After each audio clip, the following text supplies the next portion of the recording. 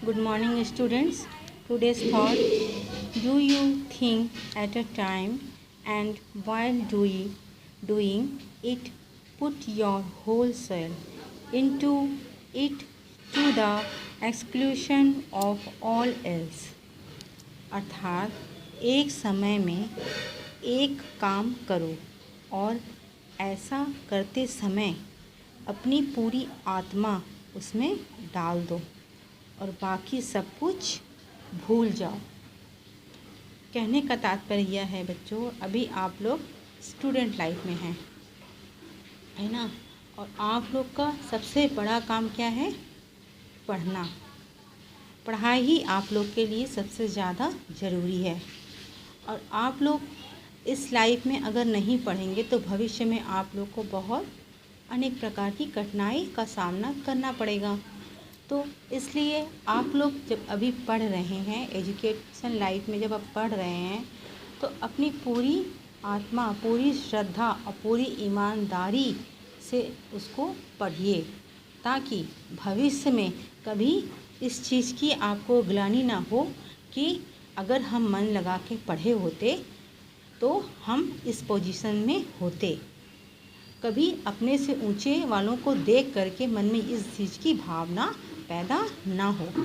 कभी कभी ऐसा भी होता है, जब आप लोग का एग्ज़ाम चलता है तो आप लोग कभी कभी पेज पलटते चले जाते हैं, है ना, और कुछ चीज़ों को नज़रअंदाज कर देते हैं, नहीं पढ़ते हैं, और इत्तेफाक ऐसा होता है कि वही क्वेश्चन आपके एग्ज़ाम में आ जाता है। तब आप उस समय बैठकर ये ज़रूर सोचते हैं कि इस पेज को पलटते समय मेरी निगाह तो उसमें पड़ी थी, लेकिन मैंने उसमें 5 मिनट का समय नहीं दिया, यानी कि मैंने उसको नहीं पढ़ा। अब मुझे उसका आंसर क्लियर नहीं याद आ रहा है, तो आपका वो क्वेश्चन छूट जाता है और मार्क्स कट जाता है ना। ऐसे ही ये तो मात्र 5-10 नंबर के क्वेश्चन की बात है। और ऐसे ही भविष्य में बहुत बड़ी बड़ी घटनाएं ऐसी हो जाती हैं जो बिना पढ़े और इस समय के चीज़ को नज़रअंदाज करते हुए जब हम लोग छोड़ते हुए चले जाते हैं, तो इसका हमें खामियाजा कब अदा करना पड़ता है? जब हम बड़े हो जाते हैं और हम जब कुछ बनना चाहते हैं, कुछ करना चाहते हैं और हम कुछ कर नहीं पाते हैं। ओके, आज मैं हिंदी सेकंड पढ़ाऊंगी आप लोग को, और हिंदी सेकंड में मैं आप लोग को पत्र कैसे लिखा जाता है, पत्र कितने प्रकार के होते हैं, पत्र हम किसे किसे लिखते हैं और उसे क्या कहते हैं, इन सब के बारे में मैं आपको बताती हूँ। ठीक है। आप लोग कभी कभी देखते होंगे कि हम लोग अपने मित्रों को भी पत्र लिखते हैं, बड़े भाई छोटे भाई को भी पत्र लिखते हैं, पिताजी पत्र लिखते हैं अपने पुत्र को, अपनी माता को, अपने पिता को। कभी कभी हम किसी कार्यालय में भी देने के लिए पत्र लिखते हैं। कोई पत्र प्रार्थना पत्र होते हैं, कोई पत्र स्नेह पत्र होता है। इस तरीके से बहुत प्रकार के पत्र होते हैं और प्रत्येक पत्र की अपनी एक महानता होती है। पत्र के अंदर लिखने वाले शब्द तो बहुत सरल होने चाहिए। पहली बात जो है, बहुत ध्यान देने योग्य ये बातें हैं कि पत्र के अंदर जो हम शब्द लिखते हैं, जो हम वाक्य लिखते हैं, जिसको पढ़कर दूसरे लोग समझते हैं, वह भाषा बहुत सरल होनी चाहिए, स्पष्ट होनी चाहिए, और हम क्या लिख रहे हैं इस चीज़ की अगले को पूरी जानकारी होनी चाहिए। हमारी हमारी भावना उस तक पहुंचनी चाहिए। ठीक है। और पत्र संक्षेप में लिखना चाहिए। संक्षेप में लिखते हुए हमारी पूरी बात, हमारी पूरी जानकारी, हम जो उनको बताना चाहते हैं, जो सलाह देना चाहते हैं और जो अनुरोध करना चाहते हैं, वो छोटे से संक्षिप्त पत्र के द्वारा ही पूरी व्याख्या उनके पास पहुंचनी चाहिए। पत्र में अनावश्यक कोई बातें नहीं लिखनी चाहिए। पत्र में कोई भी अनावश्यक बातें नहीं लिखनी चाहिए। फिर पत्र हम किसको लिख रहे हैं उसके अनुकूल ही हमें शब्दों का प्रयोग करना चाहिए। पत्र हम अगर अपने से बड़े को लिख रहे हैं तो हमें ऐसे संबोधित शब्द को ही इस्तेमाल करना चाहिए। उनके ही प्रयोगों में लाते हुए हमें पत्र को लिखना चाहिए। अगर हम किसी दोस्त को पत्र लिख रहे हैं, मित्र को पत्र लिख रहे हैं, तो हमें वैसे शब्दों का प्रयोग करना चाहिए। अगर हम अपने माता पिता को पत्र लिख रहे हैं तो हमें उस तरीके का शब्द इस्तेमाल करना चाहिए। फिर पत्र के अंत में लिखने वाले का नाम होना चाहिए कि अगर हम पत्र ये लिख रहे हैं और यहाँ पर अगर हम अपने अंतिम पत्र के नीचे अपना नाम नहीं लिखेंगे तो कैसे किसी को समझ में आएगा ये पत्र किसके द्वारा दिया गया है, इस पत्र को लिखने वाला कौन है। फिर उसके बाद ये हो गई पत्र लिखने में क्या क्या आवश्यक जानकारी होती है। फिर दूसरी बात ये है कि पत्र में विराम चिन्हों का प्रयोग करना चाहिए कि हमारी कौन सी चीज़ इम्पॉर्टेंट है, हम किस चीज़ में पत्र में हम किस चीज़ को ज़्यादा महत्व दे रहे हैं, हमारे पत्र का विषय क्या है। ठीक है। अब पत्र में ठहराव होना चाहिए। ठहराव मतलब पत्र में गैपिंग नहीं कर देना चाहिए। पत्र में जो हम कहना चाह रहे हैं उसके बाद जिस तरीके के विराम चिन्ह, जिस तरीके के वो शब्द हैं उस तरीके के हमें उसमें विराम चिन्ह लगाने चाहिए। ठीक है। अगर कोई इम्पॉर्टेंट चीज़ हम बताना चाह रहे हैं तो उसको हमें इन्वर्टेड कॉमा के अंदर लिखना है। अगर हमारा शब्द सेंटेंस पूरा हो गया है तो हमें पूर्ण विराम का इस्तेमाल करना है ताकि हम दूसरा जब वाक्य शुरू करें तो मालूम पड़े कि यहाँ तक एक वाक्य खत्म हो गया है। ओके। उसके बाद पत्र कितने प्रकार के होते हैं? पत्र 2 प्रकार के होते हैं। एक पत्र होते हैं औपचारिक पत्र, ठीक है, और दूसरा पत्र होता है अनौपचारिक पत्र। औपचारिक पत्र जो होते हैं यह हम किसी कार्यालय में देते हैं, अपने प्रधानाचार्य को देते हैं, संपादक जी को देते हैं, और विद्यालय में दिए, किसी शिक्षक को हमें लिखना है तो हम वैसे पत्र लिखते हैं। या हमारे गली मोहल्ले में किसी चीज़ की प्रॉब्लम हो जाती है, सपोज़ नाली की प्रॉब्लम है, बिजली की प्रॉब्लम है, पानी की प्रॉब्लम है, तो वैसा प्रबंधक जी को हम पत्र लिखते हैं। हमें किसी बैंक में लिखना है तो इस तरीके के पत्र जितने होते हैं ये औपचारिक पत्र होते हैं। और अनौपचारिक पत्र होते हैं जो हम अपने दोस्त को लिखते हैं, मित्र को लिखते हैं, अपने माता पिता को लिखते हैं, अपने सगे संबंधियों को लिखते हैं। तो इस तरीके के पत्र जितने होते हैं ये अनौपचारिक पत्र होते हैं। और सबसे बड़ी बात है कि पत्र जो हम लोग लिखते हैं इसके बहुत सारे अंग होते हैं। सबसे बड़ी बात ये है कि पत्र के, मैंने यह पत्र आपको दिखाया है, ये अनौपचारिक पत्र है, ठीक है। यह पत्र जो है एक मित्र दूसरे मित्र को या एक सहेली दूसरी सहेली को पत्र लिख कर के हालचाल ले रही है, हालचाल दे रही है, ठीक है। लेकिन इस तरीके के पत्र लिखने का तरीका अलग होता है। और एक पत्र होता है जो हम प्रधानाचार्य को लिखते हैं, उसमें हमें संबोधित शब्दों को प्रयोग करना चाहिए क्योंकि वह हमसे बड़े हैं, माननीय हैं, ठीक है। मित्र हैं तो वो हम उम्र हैं, हम उन्हें पत्र लिख सकते हैं। और दूसरी बात है, पत्र की जो ये भाषा होती है, जो हम जिस विषय पे पत्र लिख रहे हैं, यह बहुत सिंपल होना चाहिए, ठीक है, ताकि लिखने वाले को तो समझ में आ जाता है कि वो लिख रहा है। लेकिन बहुत बार ऐसा होता है कि बहुत ज़्यादा अस्पष्ट भाषा होने के कारण पढ़ने वाला उसको पूरा समझ में नहीं पाता है, ठीक है। तो यहाँ इस जगह में जो पत्र का जो हम मैटर लिखते हैं, विषय लिखते हैं, तो उसमें जो है कि हम लोग अपनी भाषा भी इस्तेमाल कर सकते हैं क्योंकि वह हमारे मन की भाषा होती है। लेकिन कुछ जो नियम बनाए गए हैं पत्र को लिखने का, कौन कौन तरीका होता है, उस तरीके के अनुसार अगर हम पत्र लिखेंगे, अगर बाय द वे आप लोग एग्ज़ाम में पत्र लिख रहे हो, ठीक है, कहते हैं ना कि तरीके में भी नंबर दिया जाता है। क्वेश्चन का आंसर भी अगर आप लिख रहे हैं, आप पूरी उसकी तह तक नहीं पहुँचे हैं, अगर आप वो आंसर को भी लिख रहे हैं तो हम लोग उसको पढ़ के भी समझ जाते हैं कि बच्चा क्या कहना चाह रहा है लेकिन अपनी भाषा को पूरी स्पष्ट नहीं कर पाया है। उसी तरह पत्र में भी ऐसा होता है कि जब पत्र आप लिखते हैं और उसके तरीके को आप सही लिखते हैं तो हम लोग समझ जाते हैं कि आपने उस चीज़ में ध्यान दिया है। पत्र एक ऐसा चीज़ होता है बेटा, इसको लर्न नहीं किया जाता है। जब हम लोग एक दूसरे को बराबर पत्र लिखते चले जाते हैं तो उसके तरीके को हम लोग खुद समझ जाते हैं। और जो बच्चे रट्टा मार के पत्र लिखते हैं, यानी कि एक एक लाइन इसको ऐसे ऐसे करके लर्न करते चले जाएंगे और पत्र लिखेंगे तो आप भूल जाएंगे कि इस लाइन के बाद क्या था।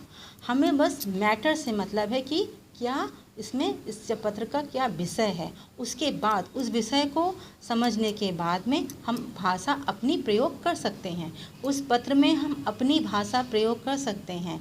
ये हम बार बार कह रहे हैं आप लोग को, ये इस बात पे बहुत गौर दीजिएगा कि पत्र में आप अपनी भाषा प्रयोग कर सकते हैं।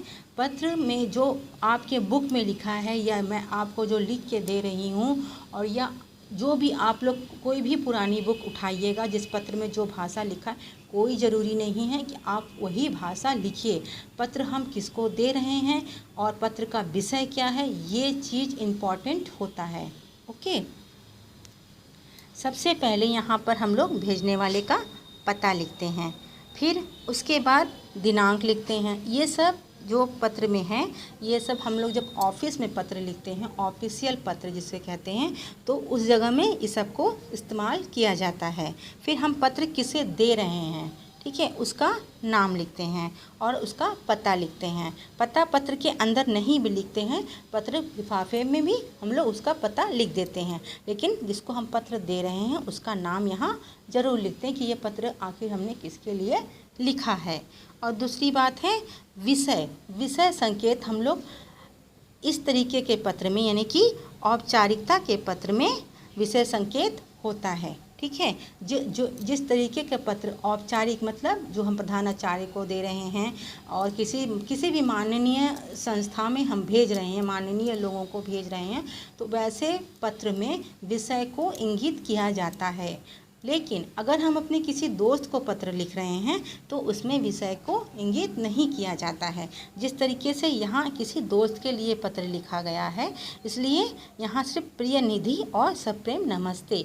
हम लोग नमस्ते तो सबसे कर सकते हैं, चाहे वो अपने से बड़े हों या छोटे हों, ठीक है। तो इसलिए बहुत दिन के बाद किसी को अगर हम मिल रहे हैं या हम किसी को रोज़ भी मिलते हैं, तब भी हमें नमस्ते करने में कोई दिक्कत नहीं होती। तो ये सम्मानित, अगर हमारा दोस्त भी है तब भी उसे हमें सम्मान तो देना ही पड़ता है। उस इतने करने के बाद में हम अपने पत्र का, जो भी हमारा पत्र का मैटर है, पत्र का विषय जो है, उसको ध्यान पे रखते हुए हम पत्र लिख रहे हैं, ठीक है। और दूसरी बात, संबोधन एवं अभिवादन। हम लोग जब भी किसी को किसी माननीय, हमने कहा ना औपचारिक पत्र में जितने जो भी होते हैं वो हमारे माननीय होते हैं, तो उनको संबोधन शब्द ही हमें और अभिवादन शब्द ही हमें इस्तेमाल करना चाहिए, वैसे शब्दों का ही प्रयोग करना चाहिए। उसके बाद पत्र की जो विषय वस्तु होती है, जिस मैटर पे हम पत्र लिख रहे हैं, इसको विशेष ध्यान दे करके संक्षिप्त में अपने शब्द को पूरा करना है और अपने पत्र को पूरा करना है। बहुत बड़ा पत्र कहीं भी किसी भी ऑफिशियल जगह में अगर आप भेजते हैं और बहुत बड़ा पत्र 3-4 पेज का पत्र कोई नहीं पढ़ता, उसे फिर उठा करके वो डस्टबिन में डाल देते हैं। इसलिए छोटे से संक्षिप्त रूप में अपनी भाषा को, अपनी समस्या को वहाँ तक पहुँचाने के लिए आपको शब्दकोश छोटा करना पड़ेगा और छोटे शब्दकोश में अपने मैटर को पूरा करना पड़ेगा।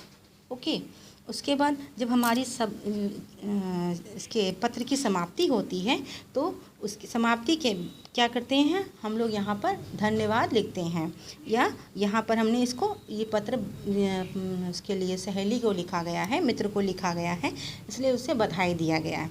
नहीं तो हम यहाँ पर इसे धन्यवाद लिखा जाता है, किसमें, जब हम ऑफिशियल पत्र लिख रहे हैं। उसके बाद दाईं तरफ आप क्या करेंगे, भेजने वाले का पता, यानी कि खुद का नाम होता है और अपना हस्ताक्षर होता है जो भेज रहा है, ठीक है, ताकि जो पढ़े पत्र वो जान जाए कि पत्र किसकी तरफ से आया है। ये चीज़ हम फॉर्मल इनफॉर्मल दोनों लेटर, यानी औपचारिक और अनौपचारिक दोनों पत्रों में इस चीज़ को लिखा जाता है, ठीक है। इतना बताने का मेरा मतलब यही है बच्चों कि आप दोनों तरीके के पत्र को लिखना जान जाएं। बीच में आप क्या लिख रहे हैं, ये शब्द ये आपके होंगे, ठीक है, लेकिन ये जो तरीका है, ये एक तरीका पत्र लिखने का ये सटीक तरीका है। कभी कभी ऐसा भी होता है, आप बड़े क्लासेस में भी जाएंगे, जब आप बोर्ड का पेपर देंगे तब भी आपको कभी कभी ऐसा होता है कि आपके बीच के मैटर को कोई नहीं भी पढ़ेगा, आपके तरीके को देख करके ही आपको मार्क्स मिल जाएगा। आपका तरीका सही होना चाहिए, ठीक है। बहुत बार आगे का पढ़ते हैं, पीछे का पढ़ते हैं और समझ जाते हैं कि इस बच्चे ने पढ़ा है और इसका तरीका पूरा सही है और इसको नंबर मिलना चाहिए, ठीक है। ये पत्र के माध्यम से मैं आपको बोर्ड के लिए तैयार कर रही हूँ, ठीक है। पत्र जो है बच्चों, पत्र कई प्रकार के होते हैं। एक पत्र होता है व्यक्तिगत, जो हम अपने दोस्त को देते हैं, मित्र को देते हैं, अपने सगे संबंधी, माता पिता, भाई बहन, मौसी, चाचा, किसी को भी, ठीक है। और दूसरा पत्र होता है जो हम कार्यालय में देते हैं। फिर होता है प्रार्थना पत्र, जिसे हम निवेदन पत्र भी कह सकते हैं। उसके बाद फिर एक पत्र होता है जो हम किसी व्यावसायिक, मतलब व्यवसाय के पर्पज़ से हम किसी को पत्र लिखते हैं, व्यवसाय यानी व्यापार के पर्पज़ से।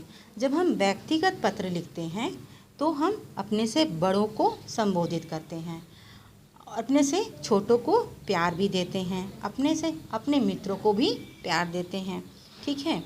उसके बाद जब कार्यालय पत्र लिखते हैं, यानी कि जब हम किसी कार्यालय के लिए पत्र लिखते हैं तो हम वहाँ पर क्या करते हैं, कुछ संबोधित शब्दों का प्रयोग करते हैं, जैसे मान्यवर, महोदय, आदरणीय, इस तरीके के शब्दों का प्रयोग हम करते हैं, ओके। उसी तरह प्रार्थना पत्र भी जब हम लिखते हैं तब भी हम क्या करते हैं, माननीय, महोदय, मान्य, महोदया, इस तरीके के शब्दों का प्रयोग करते हैं। पहली बात, एक बात और मैं आपको बता दूं, बहुत बार क्या होता है, बच्चे कंफ्यूज हो जाते हैं महोदय और महोदया में। महोदय जो हमारे पुरुष कार्यालय में अगर कोई पुरुष बैठा है, ठीक है, और हम कंफर्म हैं, तो हम क्या करते हैं, उस जगह में देखिए हम आपको लिखकर दिखा दे रहे हैं। महोदय शब्द हम कब प्रयोग करते हैं, महोदय, महोदय अकेले नहीं, महोदय जी, और उसके बाद और दूसरा है महोदया, महोदया जी, ठीक है। उसके बाद एक शब्द और है प्रधानाचार्य जी, और दूसरा क्या है, प्रधानाचार्य जी, ठीक है। जब हमें इस चीज़ का कंफर्म होता है कि पत्र हम जो जिसे दे रहे हैं वह पुरुष है, तब हम उनके लिए महोदय जी इस्तेमाल करते हैं। और हमें जब कंफर्म होता है कि वह पत्र पाने वाला स्त्री है, तो हम उन जगह में महोदया जी, ठीक है। उसी तरह जब हमें यह ज्ञात होता है कि उस विद्यालय में जेंट्स प्रधानाचार्य हैं, तो हम उनके लिए प्रधानाचार्य जी लिखते हैं, ठीक है। और जब हमें यह चीज़ कंफर्म होता है कि उस विद्यालय में जो वहाँ के मैनेजर हैं, प्रिंसिपल हैं, तो वह कौन है, लेडीज़ हैं, यानी कि महिला हैं, तब उन्हें हम प्रधानाचार्य जी लिखते हैं। लेकिन कभी कभी ऐसा भी होता है, हम किसी अनजान स्कूल में गए, सपोज़ आप बड़े हो गए, पढ़ लिख लिए, और आप किसी स्कूल में इंटरव्यू देने के लिए गए हैं, और आपको ये नहीं पता है कि उस स्कूल में जो प्रिंसिपल हैं वो लेडीज़ है कि जेंट्स हैं, है ना।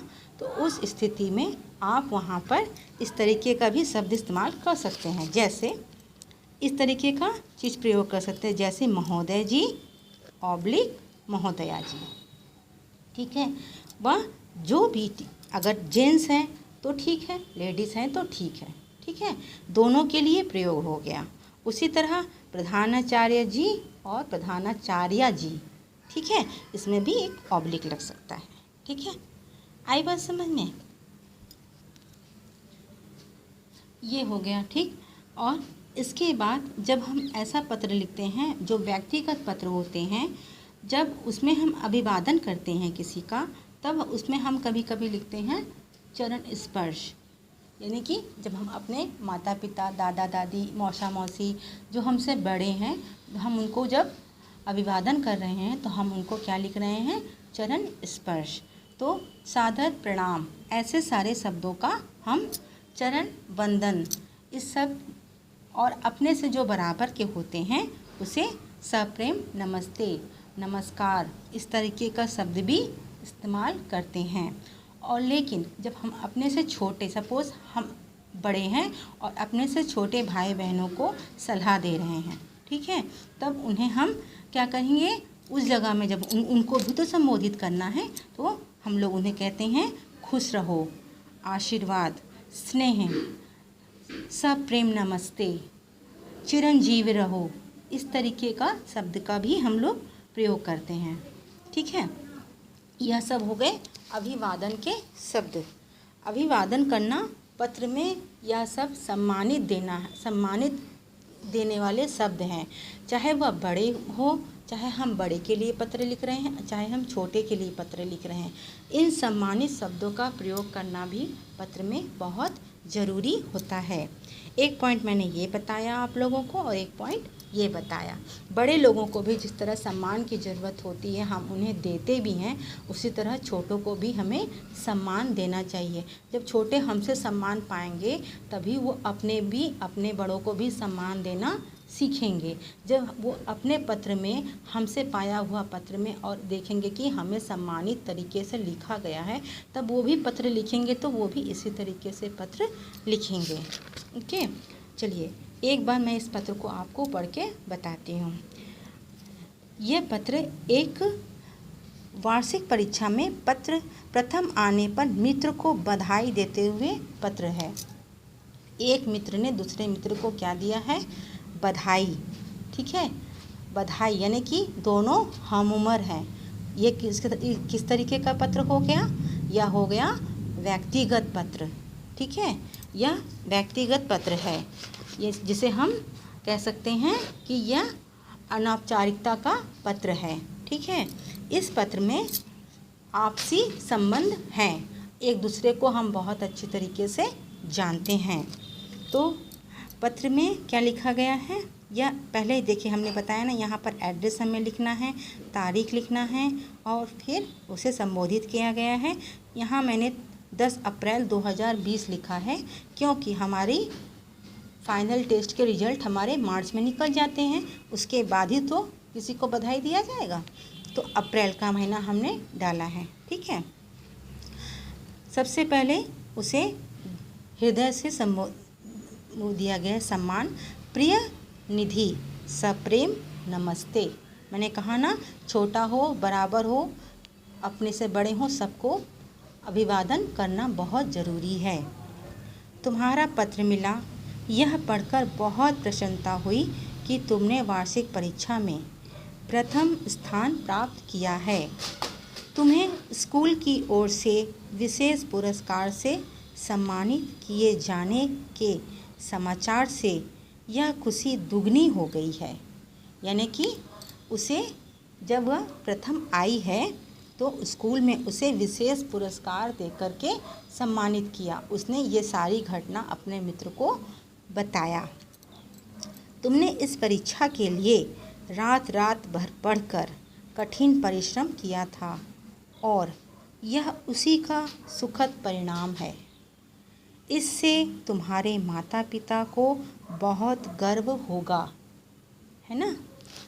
मैं तुम्हें इस शानदार सफलता पर हार्दिक बधाई देती हूँ और ईश्वर से सहृदय प्रार्थना करती हूँ कि इसी तरह भविष्य में भी सफलता मिलती चली जाए। तुम्हें ढेर सारी शुभकामनाएँ। एक बार पुनः बधाई।